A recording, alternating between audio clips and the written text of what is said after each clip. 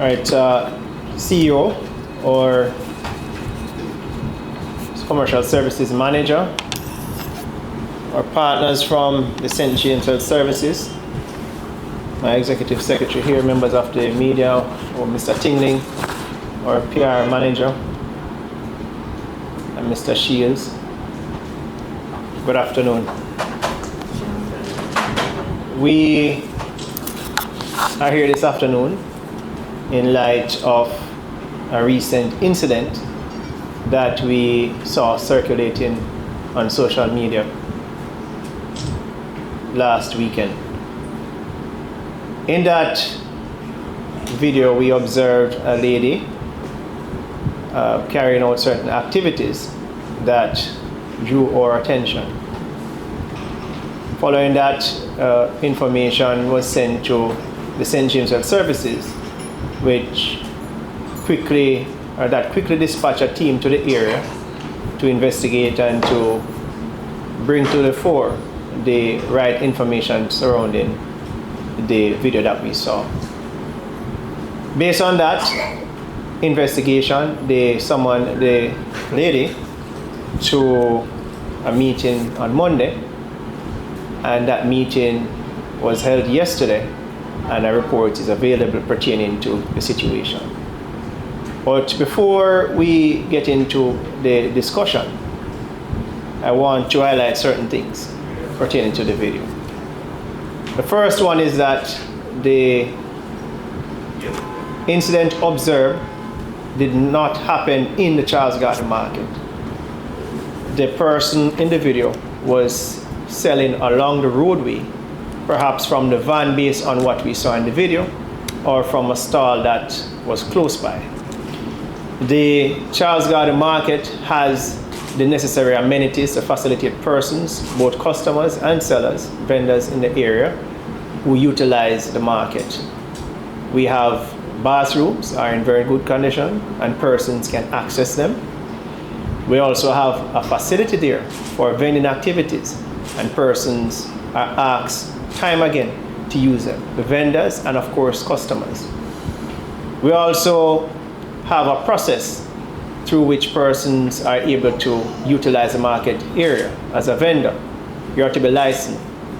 And on our Safe Food program, one of the requirements is to ensure that persons who are licensed to operate not just in the Charles Garden Market, but who apply their trade in street food vending, they must go through the public health verification and certified, issued with their food handler's permit.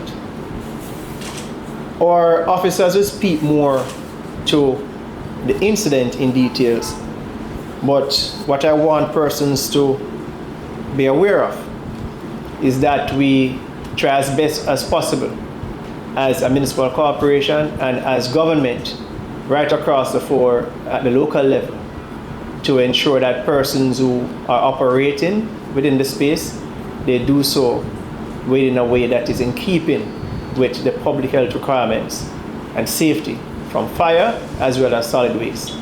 And we do our best to manage and organize vending within this space. So I encourage those who want to continue to do their vending, food vending, to operate within the Charles Garden Market, and the St. James Municipal Corporation will be doing as much as possible to ensure that the facility is conducive to this operation. So now I'm going to ask you to pose your questions pertaining to the incident, and then at the end I will give the closing statement. Thank you. Mayor, this incident that happened on First Road, what do you would differentiate that is not part of the Charles Garden Market facility? There is what we regard as the market district. Based on the regulation, the geographic space would extend all the way to railway lane and the other environs. But we do not utilize that space based on our understanding with the vendors as the market area. Where we utilize as a market area is the Charles Garden Market, and there are several sections of the market that persons utilize for that purpose, for vending. So in that space, we facilitate parking and also for pickup and drop off for the businesses that operate within the area. So those who operate outside, they are not licensed to vend within that area. They are licensed to vend within the structure that we regard as the Charles Garden Market. But it seems you have a serious problem then in your motion because a lot of vendors operate in that space. But we're trying to manage that. We're aware of that, and that is why we are in the process of improving the market facility so that we can facilitate more vendors within the space. Based on what we have on record now, the number of vendors is approximately 800, and that is what we were looking at in terms of space within the market facility to facilitate them. I can tell you that on the days leading up to the weekend, we have less than half of that number. But what we have had to deal with, I mean, the market, they have their challenges, but what we have had to deal with is the repairs, rehabilitation of sections of the market to facilitate the full accommodation of these vendors. At the moment, we are working on that, but what we have, we can facilitate the low numbers during the weekdays, but for the higher numbers outside of the weekdays, we try as best as possible to facilitate those persons within the space. All right, my next question. What will become of this vendor? Will she be allowed to continue to operate in a space? I will allow the medical officer of health to address that concern based on the findings from the report pertaining to the person. For the record, please state your name and response. The question is, will this vendor, based on your report investigation, will continue to operate in the space? I am Francine Phillips Kelly, Medical Officer of Health for the Parish of St. James. And in responding to your question, no, this vendor will not be able to continue as is, because based on investigation, she would have breached our regulation, the food handling regulation in several areas, so she would not be allowed to continue, and actions will be taken accordingly. When you speak of action, what action are we talking about? The public doesn't understand when you say it. She is liable for prosecution based on her breaching of the regulations as stated in our regulations, food handling regulations of 1998. Because of the breaches that we have found, she is liable for prosecution, and that we'll be doing this week. Martha Davis from the Western. How does the Safe Food program tie into all this? Because last year, if you remember correctly, launched October 25, the program was aimed at street food vendors. Similar incident which took place in Kingston, which at the time you had said that it's not a reaction to that incident. And I remember that you had, unfortunately, I would not, what would I say, it's not a prediction, but you had hoped that this wouldn't happen. How does this tie into it? Because I want to know, last year you had a target, 70% street food vendors would be compliant with the regulations by April 2024. What is the update in regards to all that? If you look at street food vendors and the target that we had, there is a parameter to who is a street food vendor. And within that parameter, we set out our targets, and we achieved that target up to the time that we said that we would have. However, when you look at persons who are handling food on a larger scale, then that percentage would significantly decrease, because now you're talking about persons who operate within the food establishments. You're talking about persons who operate within the market. That's an additional 800 persons to the list. You're referring to persons who sell on the street side, the street food vendors, the jerk chicken, the hot dog, the egg, you name it. Broadening the parameter would cause the number to change. Nonetheless, we have looked at how best we can apply the safe food program right across, because at the end of the day, it is indeed safe food. Now, you asked about the safe food program, which I will tell you is a multi-pronged approach to food vending and food handling right across the city of Montego Bay and the municipality of St. James. It takes into consideration the requirements, and this is why it targeted persons who were on the street, because it takes into consideration persons who utilize open flame and sell close to the gas station and other hazardous areas. It takes into consideration persons who sell on the street but they do not have the waste management mechanisms in place. It also takes into consideration persons who are operating there but they are not properly trained, and that is why Heart Trust NSTA was involved in the process. And ultimately, they're handling food, so it took into consideration at the time, and it still takes into consideration the role of the St. James Health Services, which is to ensure that these persons are compliant with the safety protocols in handling food and are issued with the food handler's permit. The program also ensures that once we capture the data of these persons, we analyze that data and train where necessary and continue to monitor these persons to ensure that they are not only following the protocols that were established during the training, but also where they prepare the food, it is also up to standard. So from the launch of that program last year, we have seen gains, but what we need to do now is to double down on the efforts of the Safe Food Program, which we are going to do, taking into consideration the Charles Garden Market area, and to ensure that the persons within that space, they are fully compliant. We are going to check the numbers again, just to be sure of the population that we're targeting, ensure that each vendor there has a food handler's permit, and each vendor selling within the facility is licensed to do so, but you will not be permitted to a license if you are not compliant with the safety protocols of the St. James Health Services.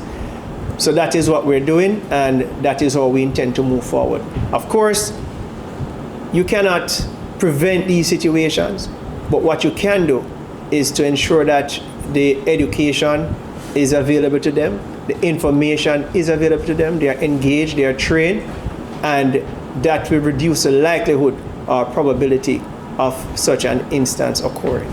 So that is what we're doing as well. My final question, Your Worship. In your investigation, would you find out if there's what food item or product this lady was selling? Based on the information that we have, this lady had grown provisions, oranges, yam oranges, for the most part. Predominantly grown provisions, but she had pears and oranges. And she claimed that she would not have been peeling any of her stuff. And follow-up question before you finish. Did the publicans seize the goods from her that she was selling? Seizure? No seizure was done of those goods, no. By the time we would have been with her, she was not operating. I did say the last one, but how long has this vendor been operating in the space?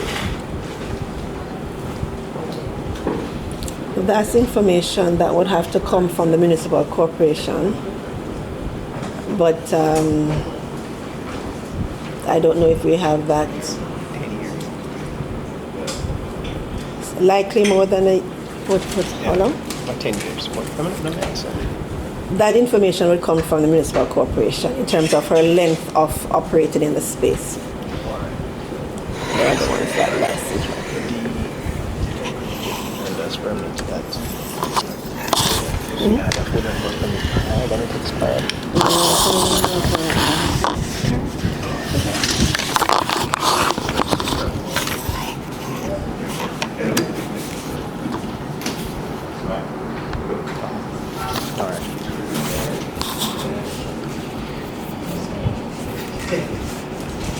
So based on the information that we received from our manager in the space, the lady that we saw in the video has been operating in the market for approximately 10 years. But what I will tell you is that she has been a registered vendor for many years. And during the COVID period, we decided that no vendor would be in the market without a license. And that was the last time she renewed her license and decided to sell on the street. So based on the investigation, when the license was presented, the 2021 date was the last date she has on that license. And what we try to do as best as possible is to facilitate the persons there, and that is why we ensure that we have the right amenities in the space and that our bathrooms are kept up to par so as to facilitate both vendors and customers utilizing the market space. I also understand that she used to operate very close to the bathroom area, and when she decided not to renew and to go on the outside and to carry out her operation, regardless of the reasons that led to her doing what she did, she was at a space, operating within a space that could accommodate her challenges or the activities that she carried out during the time. The way we operate as an administration is to ensure that we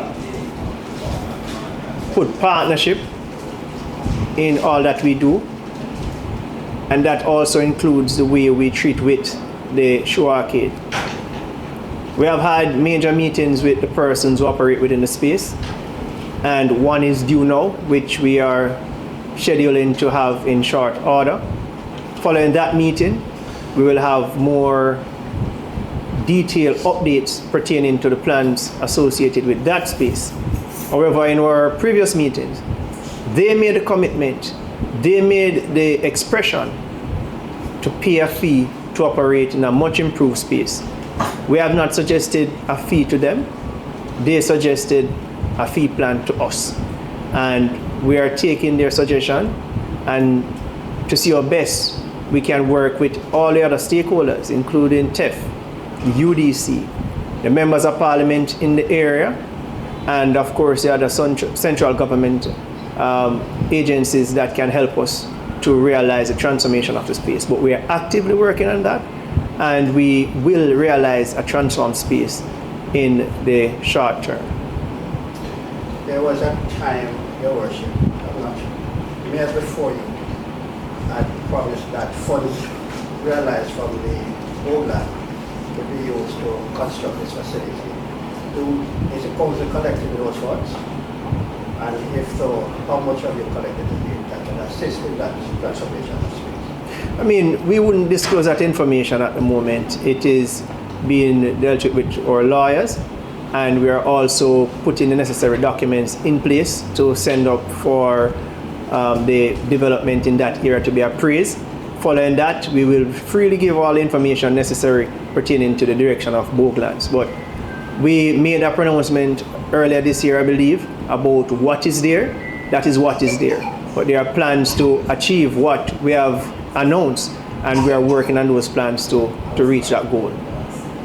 In regards to the Concord Bridge that was recently opened on Sunday, being a resident there, persons are appreciative of the fact that it has been opened, but they are greatly dissatisfied with the state it's at right now, because essentially they're basically saying it's not ready.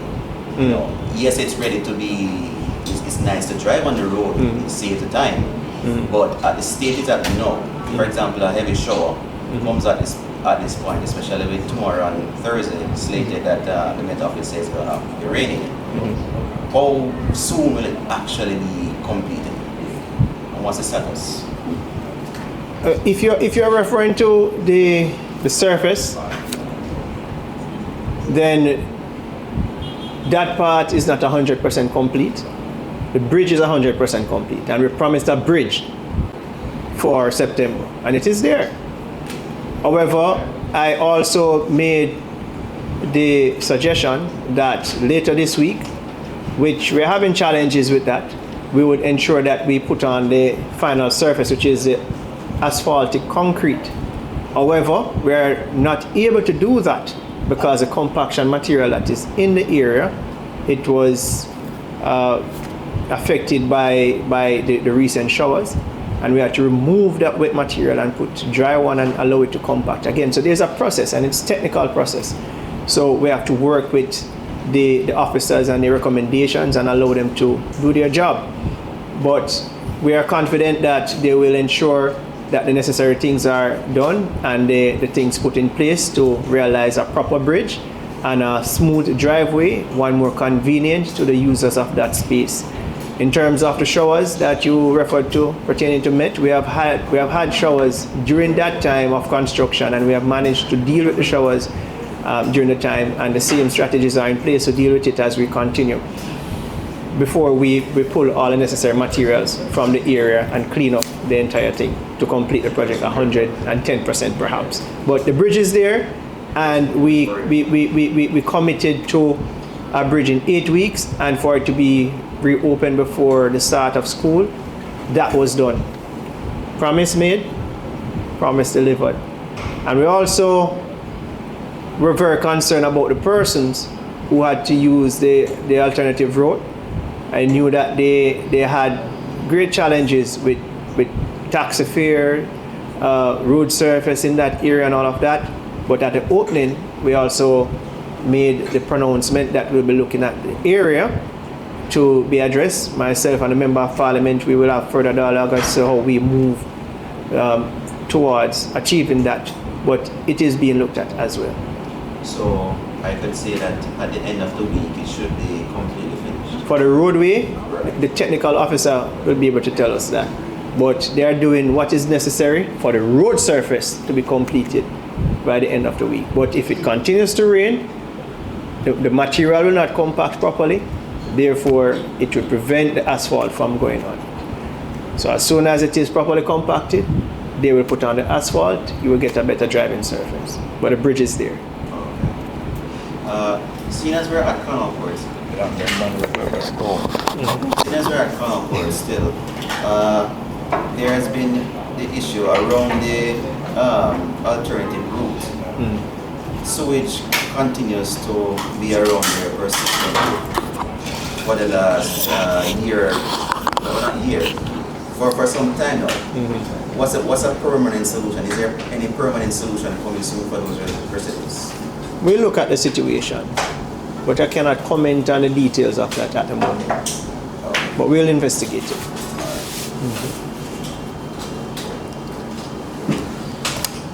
All right, thank you very much, ladies and gentlemen, for joining. Have yourselves a wonderful afternoon.